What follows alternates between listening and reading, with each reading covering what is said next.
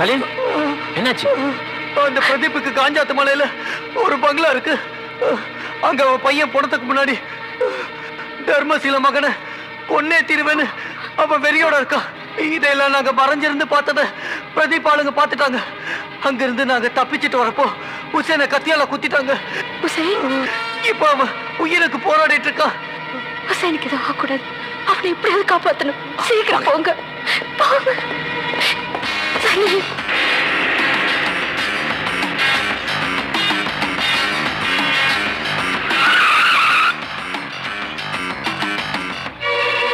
हुसैन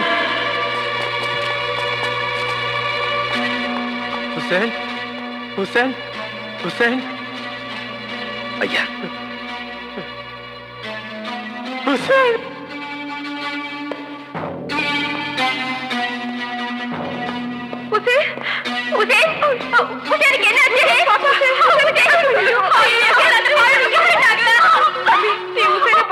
சமயத்துல அந்த பாவைங்க உங்க அம்மா தூக்கிட்டு போயிட்டாங்கப்பா.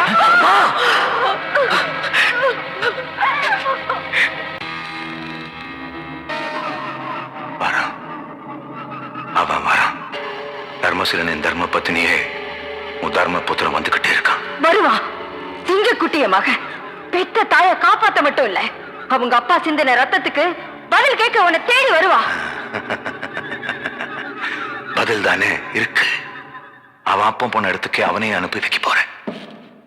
அநியாயமா ஒரு குடும்பத்தை பிரிச்சு வைக்கிற பாவம் எனக்கு வேண்டாம். அதனாலதான் அவனுக்கு அப்புறமா உன்னையும் புருஷன் போன இடத்துக்கு அனுப்பி வைக்க போறேன். இதுதான் என் பதில். சரிதானே? வாமா மருமகளே வா. இவதான் வறுமை புத்திரனோட காதலி. உன் புருஷன் என் பரம்பரையை அழிச்சிட்டு தான் நினைச்சாங்க. இப்ப அந்த பரம்பரையை காப்பாத்த போறவ இவதான். யாருமே மகனை கல்யாணம் பண்ணிக்க போறா. ரஞ்சித்துக்கு ரொம்ப பிடிச்சிருக்கான். பொண்ணு அழகா இருக்கா. இல்ல ரஞ்சித்? என் பையன் வேற, நான் வேற இல்ல. ரெண்டு பேரும் ஒண்ணுதான்.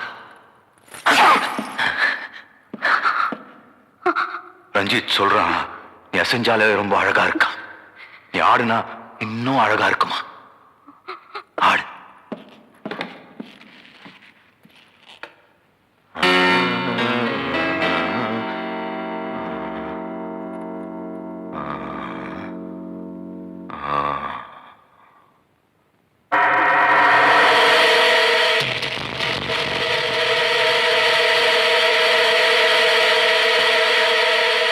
முடியாது.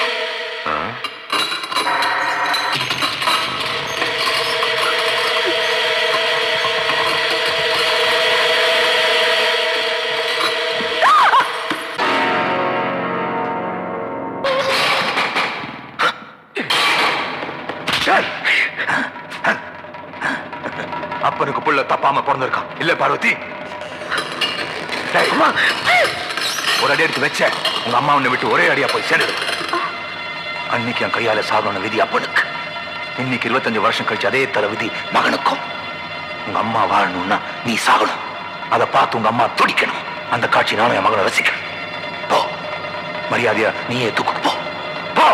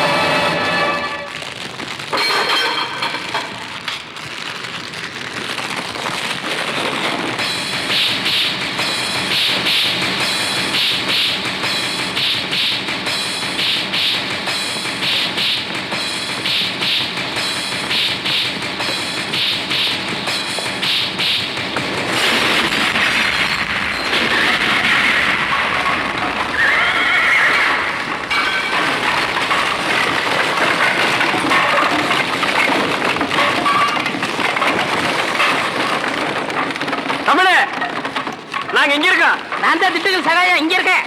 நீ பேச மாட்டியாத?